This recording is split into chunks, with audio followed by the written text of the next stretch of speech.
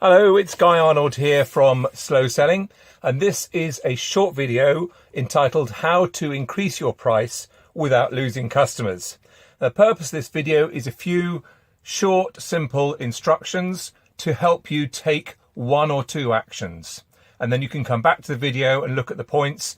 And you can also link to our other information on our website, slowselling.org. That's slow-selling.org. We have a page there which is full of free resources, and there is a resource for this video called How to Increase Your Price excuse me, without losing customers. So how do you do it? Well, of course, everyone wants to do it, but surely is it not one or the other? If you are the owner of a business, you want to be able to charge a fair margin throughout the business for what you do, and you want everyone to be able to hold on to that margin whilst also growing sales.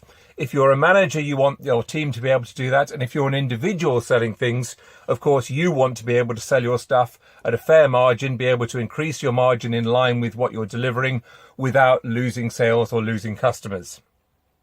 So is it one or the other? And the answer is it is, unless you do the right things. So if you take a brand like Apple, for example, they produce the most expensive phones, yet they are constantly in demand. Here in the UK, there's a wonderful brand called Tiptree who produce the most expensive jams and preserves, but they're constantly in demand. You'll find them everywhere, and they're expanding and growing their range. Indeed, when I was a beer salesman, one of my first job, we sold a product called Stella Artois, which was advertised at the time as reassuringly expensive, and we couldn't sell it quick enough. It was a wonderful product to sell. So what do you need to do to increase your price or charge a fair margin without losing customers? Well, like all of the material in slow selling, there are four principles. And the first principle is you need to have your beliefs right. So the first principle in slow selling is always get your beliefs right. Now, the beliefs here is we need to have an obsessive customer focus.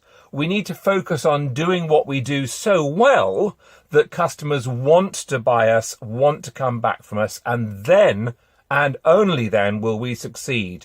There is no compromise on this. You cannot have a belief system that says, we're here to make loads of profits, oh, and by the way, we will also try and do what the customer wants. That won't work, because whatever you prioritize, you will prioritize in your daily actions. So the action point for point number one is get your beliefs, get your mission clear. We call this a customer focus mission. And it sounds a bit sort of bollocksy, really, but you do need to have a set of beliefs. They need to be simple. They need to be clear. You need to be able to measure them or have evidence of whether you are achieving them. And you need to be obsessive about them and have no compromise. If you are going to focus on the customer's needs above all else, then make sure you do that. Don't be tempted to mess around. Okay. Have a look at some of the quotes from Steve Jobs. We talked about Apple. Have a look at some of the quotes from Steve Jobs, what he said about what they're in business for. They were in business for making things great for the customer, designing wonderful things. And if they did that really well, then they would make money. Okay. So number one, get your beliefs right. Number two is look at the customer's real needs. What does the customer really want from your product or service? And we suggest that it's three things: trust, easier life, and attention. And you can remember that using the acronym T. Customers just want a cup of tea. Trust, easier life, and attention. So point number two, action point for number two is look at your systems one by one, step by step, week by week. Don't try and do this all at once. And see, are they building trust unequivocally? Are they making the customer's life easier at every step? And do they show that the customer that you care, that you actually want to give the customer attention? You do genuinely give a damn about the customer. Number three, to do things step by step. It's a principle we call go the extra inch. It's the idea of the Japanese idea of Kaizen. It's about continual improvement in small steps. So number three is action point, take small steps, have a system week by week to continually work on this and continually improve your customer focus and focusing on your customer's real needs. So do the first two things. The third point is do the first two things simply step by step. And point number 4 is you need evidence, you need feedback. You cannot take your steps. You cannot know what needs to be done. You cannot know what the customer's real needs are. You cannot know whether you're meeting your customer focused mission or not without evidence and feedback. So you need some evidence and feedback, but you need professional, powerful, simple systems. And let me tell you, most systems don't do this. Professional, powerful, simple systems that give you evidence and feedback to make sure that you are doing the right things so you can take the small steps, point number 3, to deliver on the customer's real needs, point number 2, and align and make sure you are sticking to your customer-focused mission, point number 1.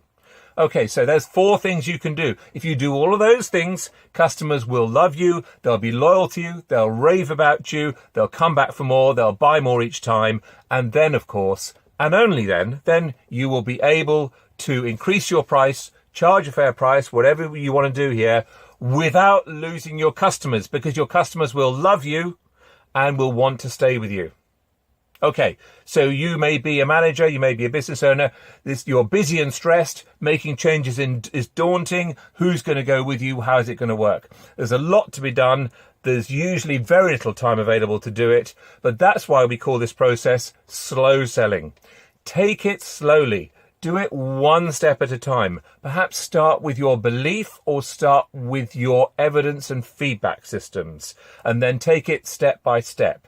You can see our website, slow-selling.org. Plenty of information there to help you on the way. You can contact us. We will put you in the right information. You can download our free ebook, The 7 Deadly Sins of Sales and What to Do About Them. So that's available on the website. Have a look. Or you can engage our services or join the Slow Sellers Association for step-by-step approach in simple, manageable chunks. You are busy. You don't need people like us to make your life difficult.